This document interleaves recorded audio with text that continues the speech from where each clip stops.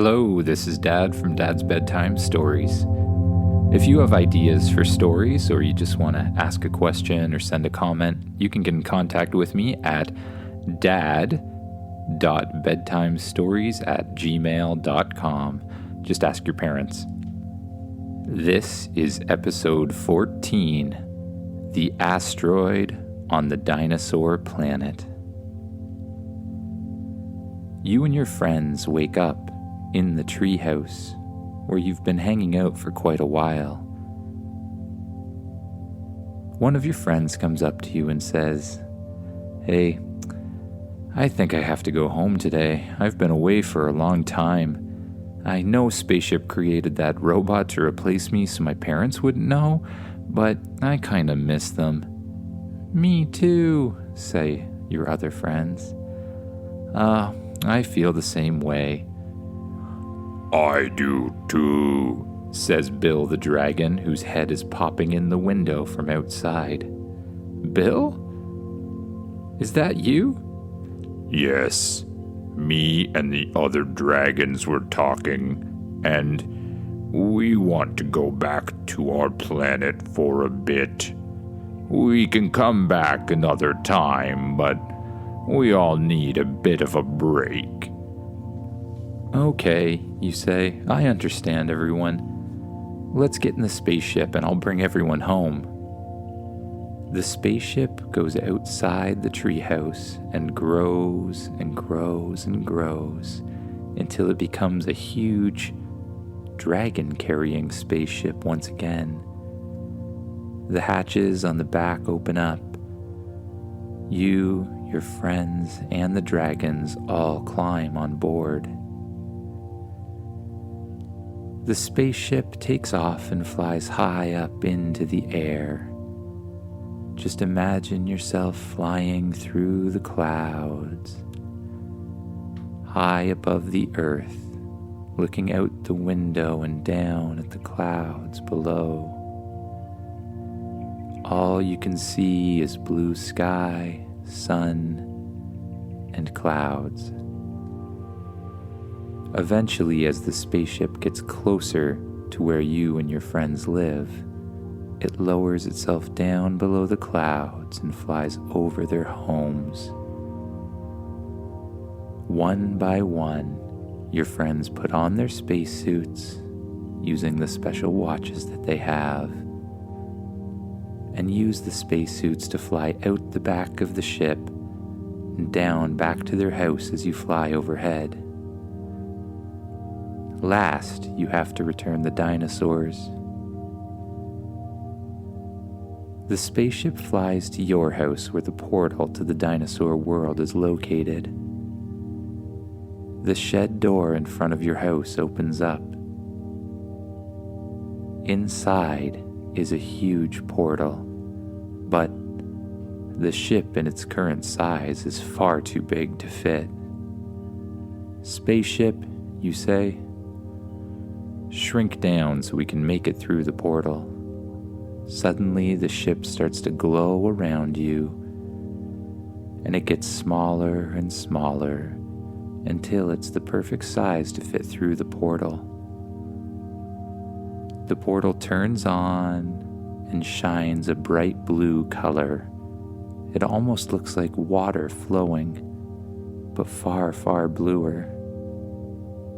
You push the throttle forward and fly straight through the portal, arriving in your special base camp on the Dino planet. Your ship grows back to its full size and lands just outside the gates. "Well, I guess this is goodbye for now," says Bill. "Goodbye, Bill. I'll give you a call if there's any other fun adventures to have, and don't forget to come find me if you need anything," you say to Bill. "I will remember that. Thank you for all the fun," says Bill. Bill and the other dragons walk out the back of the spaceship. You follow them out and go into your camp area. Now, all by yourself again, you wonder it might just be time to go home from the dinosaur planet. That's when you hear a beeping sound. What's that? It is I, says the spaceship. I am detecting an asteroid headed straight for the dinosaur planet. An asteroid? Asteroids and dinosaurs do not mix, you say to the spaceship. No. If this asteroid hits, it will destroy all dinosaur life on the planet. Just the dinosaurs, you say? No, but you like dinosaurs, so I was emphasizing that. Oh, okay, you reply. Well, what are we gonna do about it? Can we just, go up there and stop it? We can try. All right, you say. You run and jump back inside the spaceship. You blast off the ground and head straight up towards the sky. You press forward on the throttle, and before long you shoot back up into space. In the distance, you see something that looks almost like a planet coming straight for you. Let's go see what we can do, spaceship. You fly the spaceship up towards the asteroid. You circle around it until you're facing the same direction. Okay, spaceship, try to lock onto it and we'll pull it away. The spaceship shoots out hundreds of chains that smash into the asteroid.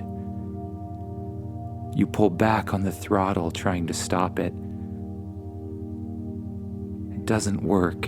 You turn the ship around and try to push in the other direction to try to move it even just a little bit off course. But that doesn't work either. It is not working. This asteroid is too large. Well, can you absorb it with your matter thingy where you suck in all the matter and use it to build other things? I could reduce it, but my matter banks are full, says the spaceship. Oh no, not full matter banks. What are we gonna do? I recommend splitting it in half. Okay, how are we gonna split it in half, you think?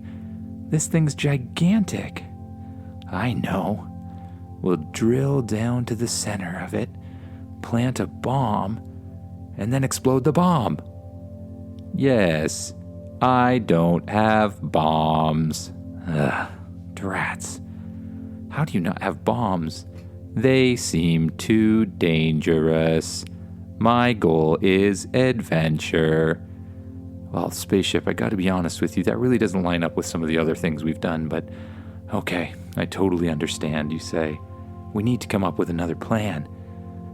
I've got it. Remember how you can transform into a giant robot? Yes, says the spaceship. Do that. The spaceship starts to glow. It grows and grows around you and changes shape until you're sitting in the center of a gigantic robot. A helmet pops down from the ceiling. You know that when you put the helmet on, you'll be able to see through the eyes of the giant robot and control it just like it's your own body. You put the helmet on and close your eyes. When you open them again, you're seeing through the eyes of the robot. You pull a sword out from behind your back and put up your shield. Let's get in position, you say. You just think about flying and you fly in the direction you want to go. When you move your arms, the robot moves their arms. And when you move your legs, the robot moves their legs. You fly as fast as you can to catch up with the asteroid and then fly past it between the dinosaur planet and the asteroid itself. You put your sword straight up in the air, and as the asteroid comes, you start to fly towards it at full speed. You slice the asteroid as hard as you can with your sword. It breaks into two pieces and starts to fly in slightly different directions. As you watch, one half of the asteroid goes past the dinosaur planet on the left and the other one on the right. Oh, thank goodness, you say to Spaceship. We did it again. Yes, says Spaceship. Good job. I hope those pieces don't circle back. Can they do that, you ask? Yes. Oh, you say. Well, how are we going to take care of that? We will have to reroute them. Okay, but they were pretty big. We couldn't even push them the last time we were trying.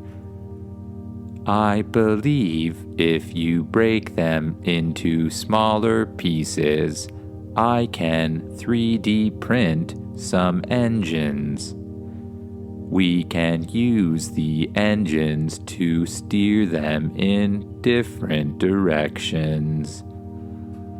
Okay, well, let's get to it. You pull your sword back out and start flying towards one of the pieces of Astroid. When you get close, you wind up your sword and swing it as hard as you can, breaking the asteroid in pieces again. Then once more for each side of that. You fly to the other side of the planet where the asteroid's just passing by. You line your sword up once again and easily slice right through it. 3, 4 times, splitting it into many different pieces. Okay, I think we're safe for now. Good. When the engines are printed, I will send them to take the pieces away, says the spaceship. Very good, you say to the spaceship. All right, well, all of this has made me tired, and for once I actually want to go sleep in my own bed. Can you transform back into a spaceship? Yes, says the spaceship. The spaceship glows around you and starts to shrink and change shape until it's its normal spaceship again. The small version that just has a bedroom, living room, a kitchen, toy playing area, and a command center. You get back in the chair at the command center and fly the ship towards the dinosaur planet.